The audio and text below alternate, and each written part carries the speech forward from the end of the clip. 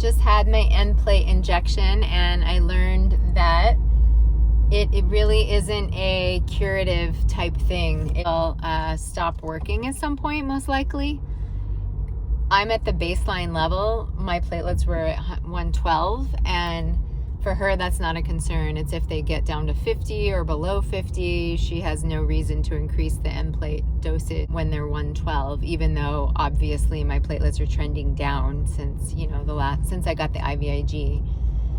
So anyway, I'm glad the hemoglobin is like 10.7 or something, which is still considered anemic. That's pretty frustrating, I will say, but maybe that's why I feel tired. I don't know why I feel so tired. I might also just be exhausted from life. There's just like so much I'm dealing with. It was good to learn about the NPlate because I was really expecting my numbers to be higher, and apparently that's just not how it works. And now I need to go home and get ready for tomorrow. They're picking me up. Is this recording? Yeah. They're picking me up at 5 in the morning.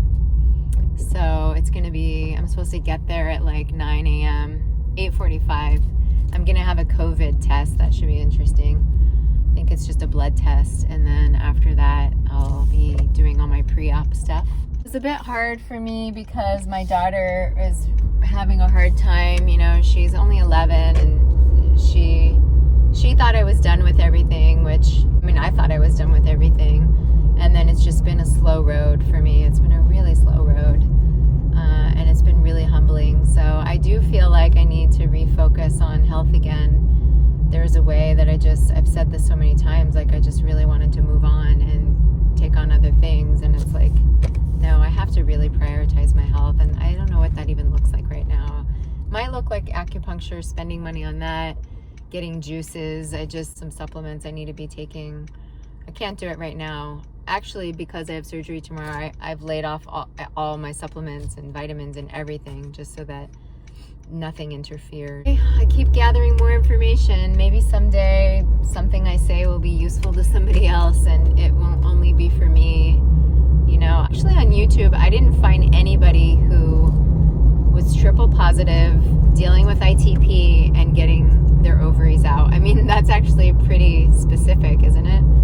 So I feel like it's important for all of us who have been through something that, like what I've gone through, to all the information I've collected. It's useful. I watched a woman's story last night. I've watched a couple stories and they were really useful for me. So if this is useful to anybody else, then that makes me happy. I just talked to a friend of mine who went through cancer of a totally different kind. Actually, he's my ex-boyfriend from a lot of years ago, and we just have nothing but a lot of love and respect for each other. And he's one of the two people that have been in my life who were hugely influential in me doing radiation, because I really did not want to do radiation. I at times still have regret that I did it, but I did do it. And he told me just do it, and so did another friend of mine, and both of them have gone through cancer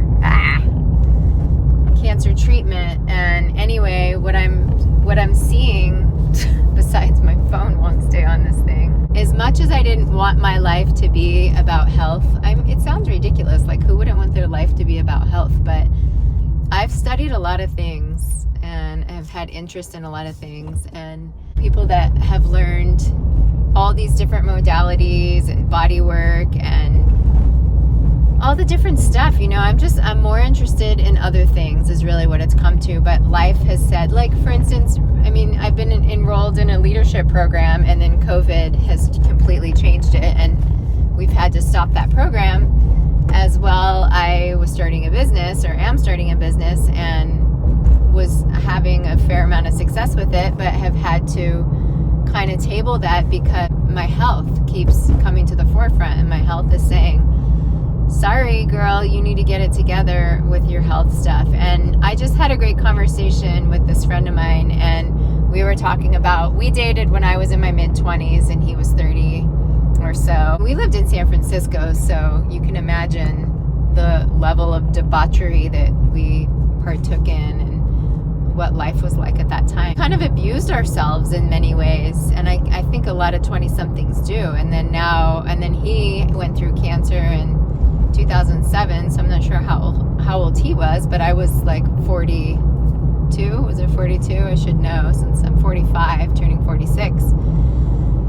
Anyway, it just was like really good to listen to him and hear how health has just become such a priority. And he reflected to me and reminded me of what a badass I am and how much ass I kick. And we used to play softball together, and he'd be like, you're a force to be reckoned with out on the field, when I was in my 20s, right? I mean, and like taking that same level of vigor and that same level of competitiveness and just that whole piece of me and applying it toward my health. And I'd like to say I've been doing that, but there are some ways that I have felt defeated. So defeated by this whole platelet thing. I'm running out of options as far as like what it could be, but he reminded me of Chinese medicine. I've had some good luck with Chinese medicine. So anyway, I guess the short of it is that I'm really seeing my health I've taken it for granted, like so many of us do in my younger years. And as I've gotten older, I just didn't think I would need to deal with my health at this level in my mid-40s. But maybe it's a wake-up call. I mean, maybe I'm lucky that I'm dealing with my health in this way, because if I weren't dealing with issues, maybe I'd be abusing myself in ways that I don't know, taking advantage of myself and my youth and vitality. And so maybe this is waking me up or something. I don't know. I can't really say, but I can say that I have what there is for me to deal with is what is in front of me, and what is in front of me is serious things about my health with regard to my health. So tomorrow I'm going down to Stanford, and I'm having my ovaries and tubes removed, and then they're going to do a DNC, and I am hoping that it goes incredibly smooth and it all goes well, and I handle everything great. I don't have somebody going with me, which at first I felt a little sorry for myself, I will say. And then I realized some can't even have guests right now. Nobody can go with anybody. So it doesn't make me feel so pitiful. Like, I'm going to wake up and I'm not going to have a loved one there sitting with me. And I have to date, with the surgeries that I've had. So in the last 2.5 years. So I feel, I feel grateful that I've had somebody there with me. But I actually feel pretty good. The health insurance, they are providing a transportation service. And the cool thing about that is I'm not doing 380 miles on my car.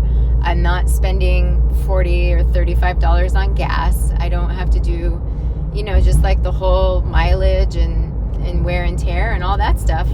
The insurance is covering, and I find that pretty amazing. So if I like the service, maybe I will do it again. I don't know. I'm a little bit worried about coming home. It's outpatient, and I'm a little worried about just like the bumpy road and etc. And I hear that it's really uncomfortable to cough, sneeze, or laugh after having your ovaries removed. And we'll see how that goes, but hopefully I'll be well fortified with my pillows. Yeah, so I've got, where am I going? Okay, the hospital. Oh my God, I was reading that when you get rid of your ovaries and the drastic drop in the reduction of estrogen, so immediate like that can have an impact on your thinking, your cognitive function. And I'm like, oh my God, I already feel like I've had such a blow to myself mentally through all I've been through. I don't even know, can I handle a bigger blow? I mean, am I going to get more dumb?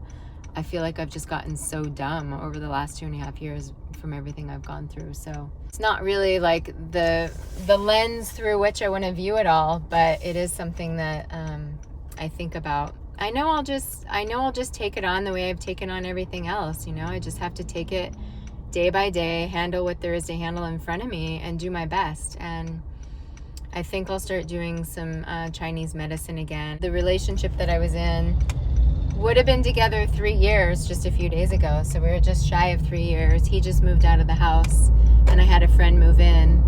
And that was kind of a big deal. And then I was in the ER, a few weeks ago, bleeding like a lot. So, I've been kind of dealing with a lot. And sometimes it's hard to sometimes it's hard to just keep track of all the details. I think that's one of the benefits of having a partner, a husband, or whoever, is that, you know, they really help you sift through the details. And a lot of people don't have somebody there. I remember when I first got the cancer diagnosis, I was like so grateful that I had a partner. We basically stuck it out through the hard times of going through cancer, but I think we probably would have ended our relationship a lot sooner if cancer wasn't in the background or the foreground. But regardless of that, I'm very grateful that I had somebody. I feel super fortunate that God gave me this person that helped me through, especially the early days. The first year was really hard, you know, just really scary. And now I feel like it's not as scary anymore. Overall, like, I've been through so much. This surgery, you know, I read one woman's account. I listened to one woman's account. She had no other surgeries, and then she had an oophorectomy and a DNC, and she was like, oh my God, it was the hardest thing I've ever done. And then I listened to another woman who had a double mastectomy and did an oophorectomy, and she was like, wow, it was nothing like what I thought it was going to be like.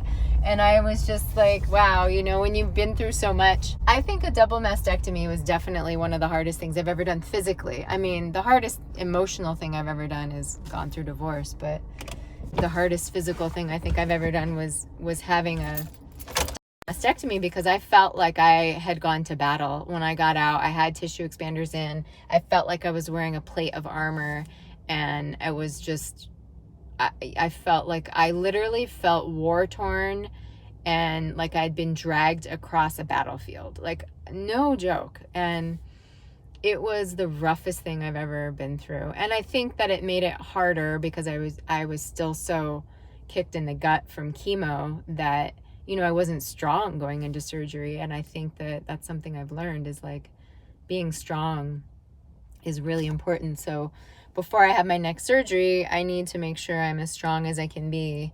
And that'll be the exchange from this awful tissue expanders into the implants with fat grafting. And Lord knows I got enough fat to graft. I hear that's another thing, like with having sudden menopause, is weight gain. And I'm just like, could there be anything flattering that comes of it?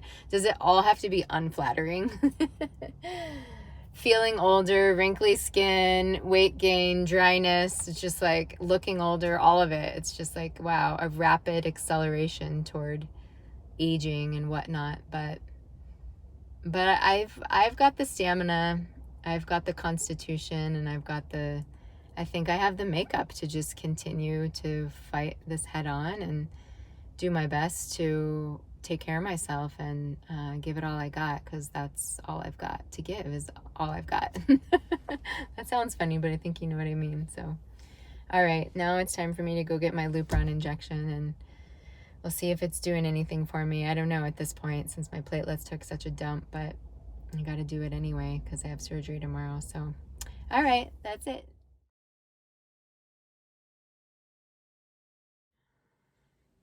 I felt a little reluctant to leave a video because it just looks so war-torn, but I am war-torn, so why not just, you know, be how I am? But I had surgery, today's Thursday, I had surgery on Tuesday at Stanford. I had an oophorectomy. They took out my ovaries and tubes.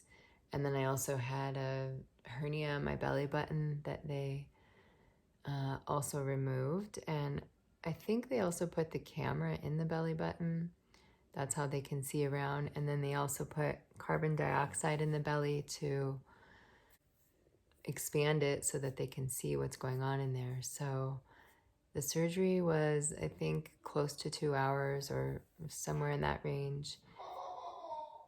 My daughter's laughing in the background. And they said, he told me that I think basically everything went as expected. He said that there were multiple cysts on the tubes, I think maybe on the ovaries. I can't remember exactly. I still feel pretty drugged up from anesthesia. So I'm really glad that they were able to get in there and remove my ovaries, because even though I'm now in surgical menopause, which I'm not sure I have any of the symptoms yet, I was reading that they said the symptoms can come on, you know, like hours later or days later. But that surgeon, the gyn-onc, also said that he thought because I had already kind of gone through menopause with chemo, that maybe it won't be as severe for me. It's actually really hard to clear my throat because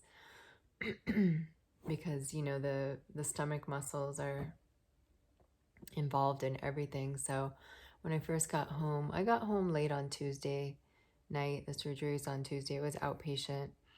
My platelets the week before were 208 or 212, something like that, and then a week later on Monday they were 112, and then by Tuesday, 2 days ago, they were 98. So they're definitely going down.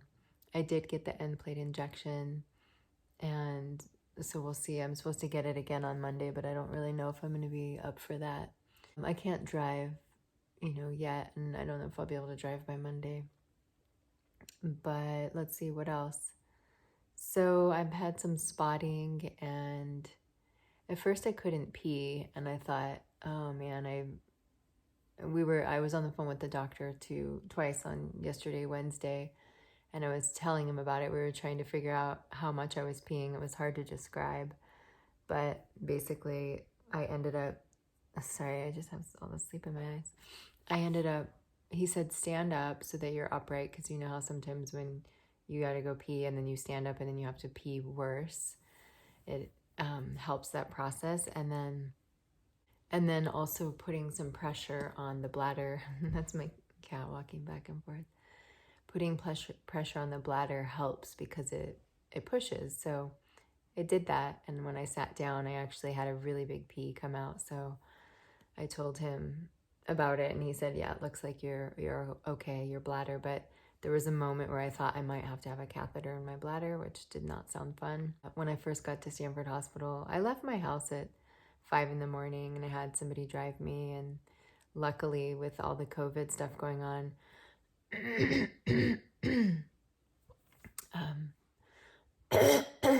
I think my throat is still just really sore from the anesthesia and being unconscious for so long.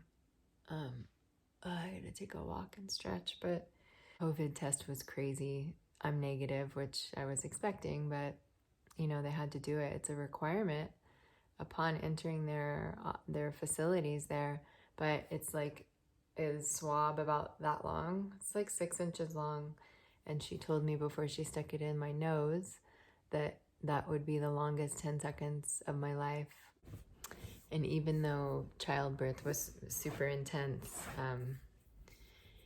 yeah, I don't know, having parts of my body removed and then having these tissue expanders put in. This one is still upside down. That's my port. Was just like, I totally got how cancer is a battle, and I was at war, and I was a survivor, and all of those words that you would use to describe being at battle or being at war were completely accurate to my experience. And then like the weird, like the way the skin, it was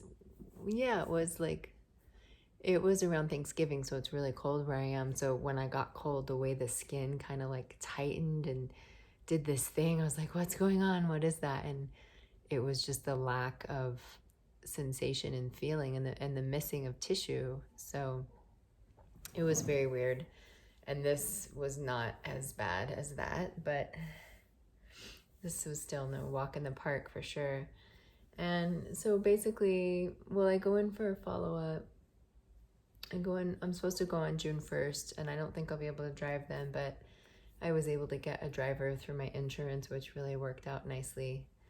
And I have to go back June 1st, and then this Monday I'll have to get my platelets, the complete blood count again, and see what my platelets are at. I have no idea what's going to happen with the platelet thing. It's just, I know some people, I have one more thing I can try after this in terms of just the standard treatments that they give for people with ITP. But if that doesn't work, basically people just get their spleen out after that, and right now, I can't do that. There's no way I can do it. No idea how my platelets be up either. So I feel like I'm in a quandary. Also, my skin's been really red. I don't really know what that's about. I think from tape, I had all this like gluey crap all over my face, and as you saw, like, you know, tape all over me here and just my skin. I think they put tape up here. I have these like really dark circles, and you know, they just tape like crazy, and my skin is really sensitive, so I usually get a rash and itchy and all that stuff from it. So anyway, yeah, I just wanted to update about that surgery and how I'm doing. I still feel totally wrecked, but I guess at least I'm up. My throat is sore for sure. I think the longer you're under the anesthesia, the longer it takes to kind of come back from it. And I'm pretty sure, well, that's not true. The mastectomy, I think because they cleared out all the tissue and put expanders in during that mastectomy. That surgery was more than 2 hours. I think it was closer to 4 or 5 hours. So it's a long time to be out as well. So anyway, hopefully I'll feel better soon, get my energy back, and just keep going forward. I hope I don't have any complications from, I have more tape right here. They had an IV in my hand as well as in my port. I just hope that this goes smoothly. I did have a little bit more bleeding this morning, and I'm just supposed to have spotting, but it's still like worthy of a panty liner and not more than that. So unless it gets worse, I'm not gonna consider it a problem. So all right, thanks for watching. Thanks for being there. Appreciate it. It's pretty clear that this next part is out of order, but I still think it works. I asked her if it was painful, whoops, sorry about that, or if it was uncomfortable, and she said both. And she told me to audibly breathe in and out with my mouth, like, so I did that, and it totally helped. If you have to get that test, I recommend that for sure. And then I also like wanted to grab something. I was like just trying to grab something. I said, what can I grab? And she said, you can grab me, just don't grab my arms. And that was really nice. And so she just stuck it in there, and I was like, you know, breathing, and my eyes were watering, and it's just weird. It's really weird. So that happened. And then there was a chance that the surgery wasn't going to happen because of my platelets. So 98 made it okay, but if they were like a lot less, they probably wouldn't. I wonder if you can even see. Did I already say that I had a hernia? I think I said that on my belly button. I wonder if you could see it. Yeah, I don't know. It's not really possible. And that actually, yeah, I said that because I was talking about the camera. That actually hurts the most. The incisions where they took out the ovaries are so small. They're just really tiny, and then they have glue on there. He said that they have glue. I guess that just dissolves over time. But actually my belly button hurts the most, and it's really weird because I've had an outie belly button my whole life, and then now it looks like I have an innie. I'm gonna try to show it just because I like when people show. It actually is like kind of hard to move. Oh man.